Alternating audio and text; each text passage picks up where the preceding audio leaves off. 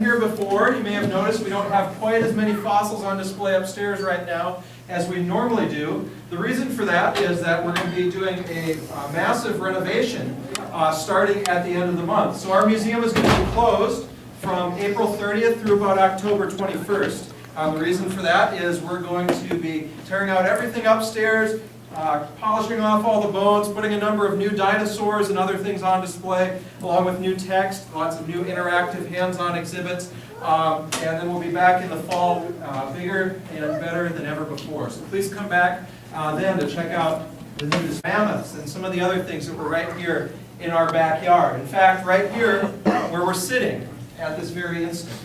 When most people think of the Ice Age of California, in Southern California, the thing that springs to mind right away probably are the tar pits of downtown Los Angeles. How many of you have been to the tar pits before?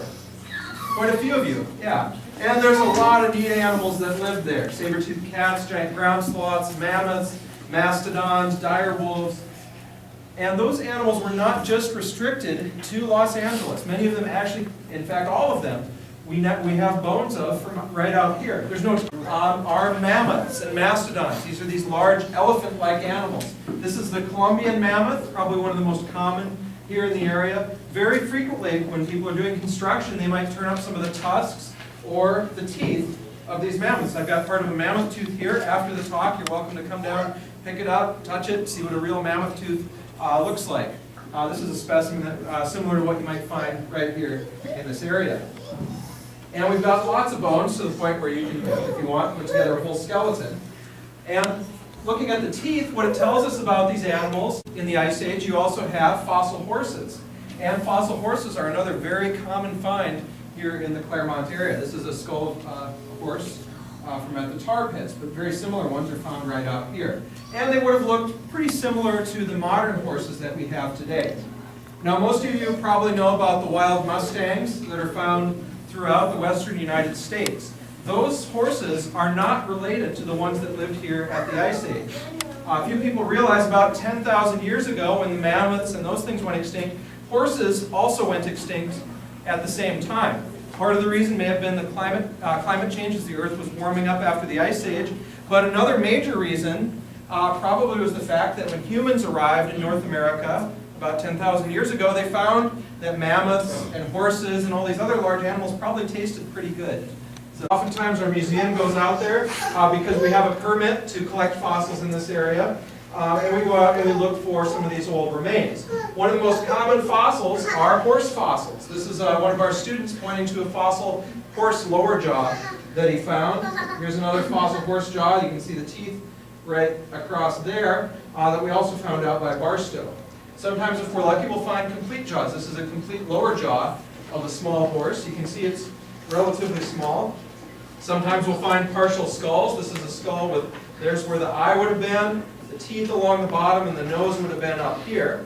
And based on all these remains of horses that we find, we know that they're very different from the ones that are still around today. This is a reconstruction of one of those horses from Barstow called Scalpel Hippest. Scalpel Hippest probably lived right here where we're sitting too. Scalpel Hippest was much smaller than modern horses, about half the size. And the other unusual thing about it, compared to modern horses, is that Scalpel Hippest had 3 toes on each foot. Modern horses only have 1 toe on each foot. Scalpel Hippest had 3 toes. And all the horses that lived here in North America 15 million years ago were 3-toed horses. Here's another horse from out at Barstow area called Megahippus. The name Megahippus means big horse because it was almost the size of a modern horse, but it had 3 toes. You can see a skull of this on display upstairs. And we have other animals. There's horses called Hypohippus. This is a Hypohippus from out at Barstow. There's ones called a Critohippus. Many, many, many different kinds of fossil horses. But horses weren't the only thing that were living out there. Anyone know what this animal is? Giraffe. It's a giraffe? Kind of looks like a giraffe. Any other ideas? A camel, yeah. It looks a lot like a giraffe, and it looks like a camel. It's called the Giraffe Camel. It was most closely related. That's true. It's called, the scientific name is Apicamelus, and it's usually known to scientists as the Giraffe Camel because it has such a long neck. But it was most closely related to our modern camels. We also have some other more conventional looking camels. This is a camel called, probably a small one similar to an alpaca.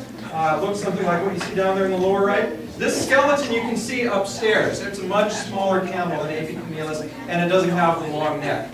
So you can see this specimen on display upstairs. We also have this animal, the bear dog. How many of you saw the bear dog outside here? And the footprints. Yeah, the bear dog lived in Barstow and in our area of Claremont about 15 million years ago. It looked kind of different from some of our modern animals. And the name bear dog is a little misleading. It's not actually a bear, and it's not actually a dog, but it's a carnivorous animal, one that they mean that's distantly related to both of those.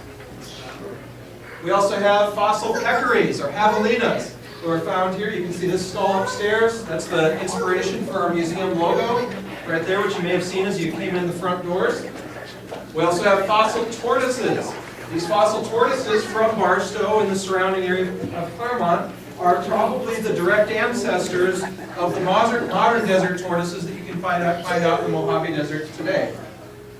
And of course, because I started off talking about mammoths, let's come back to the fossil elephants of 15 million years ago.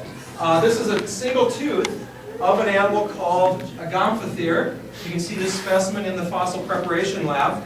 Very different from a mammoth or a mastodon. So, some of the differences were probably it had a much shorter trunk, it had straight tusks, and the lower jaw, instead of being short like in regular elephants, was long and almost shovel-like, and they probably used that to dig up vegetation and maybe root around in the ground a little bit to get some of the nice things that are growing down low on the ground. You can see a number of fossils of these in our fossil preparation lab, and also we have fossil footprints from some of them on display just on the other side of the hall of footprints. Now, because I'm a dinosaur paleontologist and because most of what I study is much older than the elephants and the mastodons and the gomphotheres, I wanted to finish off with another local find that was made up at Cajon Pass. Cajon Pass, of course, is that area on the 15 as you're driving out to Barstow or Vegas or any of those areas. These are some of the rocks that are exposed there. And those rocks are from, some of those rocks are from the end of the age of dinosaurs, about 65 million years ago. Now, 65 million years ago, our continent was looked very different from how it looked today. It was split in half by a big seaway, an ocean right down the middle of it, and where we are in Southern California was almost completely underwater. It was kind of a shallow sea, which makes you think maybe it would be a nice place to go scuba diving or snorkeling. But the only reason I wouldn't do that is because some of the bones that we found from that time up at Cajon Pass. And those are from this animal. It's called a Plesiosaur. It looks kind of like the Loch Ness Monster, maybe. This was a real animal. It wasn't a fictional animal like the Loch Ness Monster. It was made up to maybe around 30 or 40 feet in total length. It had a nice long neck and a jaw with a set of sharp teeth at the front that it would have used to catch fish and any other things that would have swam past it. So we have a specimen of about 30 or 40 different pieces of the backbone that was found up at Cajon Pass. So that shows that these animals too, if we were to go back 65 or 66 million years ago, would have been swimming right where we're sitting right now. So with that, that's just a very brief history of our local area, just some of the highlights. If you have any questions, I can, as you're coming out, please feel free to come up and ask them. And also we've got this tooth down here that if you want to get up close and personal with a mammoth, please come on down and do that. All right, thank you very much and enjoy your afternoon.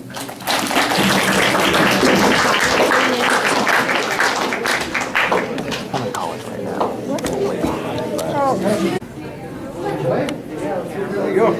You're welcome. You too. How'd you enjoy it? Yeah, it is kind of heavy. It's fossilized. Yeah. Kind of has that look. You're welcome. Is that your Mickey? Say thank you. Hi. You want to try to pull it? It's kind of heavy. Yeah. I like your shirt. That's pretty neat. You got Tyrannosaurus and Triceratops. Triceratops is my favorite. Please hold on to the railing. That's yours. That's a good one too. Hold on to the railing. Yep. Thank you. You're welcome. All right, folks, before we go, I got a little treat for you. I somehow scored an interview with Dr. Andrew Varkey, who's curator here at the Raymond Museum. How you doing? Just fine. All right, first question. How long have you been here? This is my third year. I came here in the summer of 2008.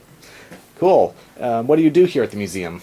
My official title is curator, and that means I do a little bit of everything. So I'll go out, dig up the dinosaur bones, plan expeditions, study these bones when we get back here, as well as assist the scientific mission of the museum. All right, well, full plate there. Where do you focus your field work mainly? Most of my field work is done in southern Utah in a formation called the Kaparowitz Formation.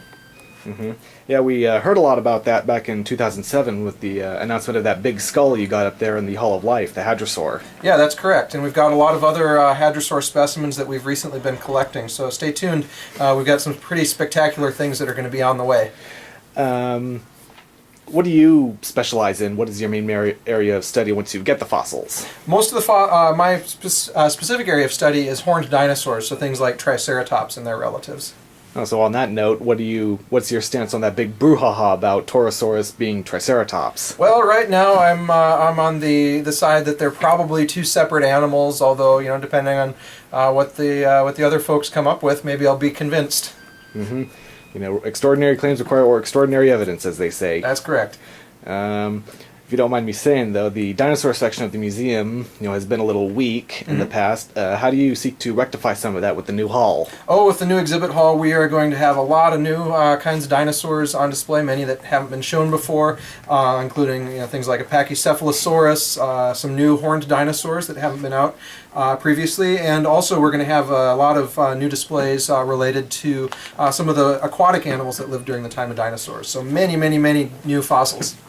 Cool, pretty cool. Anything you'd like to show us before we leave? Oh, last thing, yeah. Let me just happen to have right here behind my desk. All right, bear with us for a moment, folks. This is an unpublished specimen, part of the skull of an animal called probably Griposaurus. And this is the back part of the skull here, where the eye would be, the brain would be down here in this area, the jaw muscles up here. It's one of the flat-headed hadrosaurs, similar to the one that we excavated back in 2007. We're right now working on the scientific paper describing the results, so hopefully in the next year or so you'll hear a little bit more about it. How do you assign such a fragmentary specimen to a certain, at least, kind of dinosaur? Well, you have to have the right part of the fragment in order to figure it out. In the case of an animal like Griposaurus, there's an area on the top of the skull right here. If you look at the shape of it, for the trained eye, someone who's studied a lot of hadrosaur skulls, it's actually very diagnostic. So in this case, we're lucky to have the right part, the right fragment that allows us to identify what the animal is. If we had something like a limb bone, we'd probably be out of luck because they're very similar across many different species. Ah, very awesome, very awesome. Anything else you would like to add before we go? Nope, that's all. Just come on down and visit us. Alrighty then. So the new exhibit hall will be open this fall in October? Yep, the end of October. The end of October. Okay, so be sure you check in on that. I know I will be. All right. Thank you very much. All right, thank you. Dr. Varkey. All right, till next time, folks.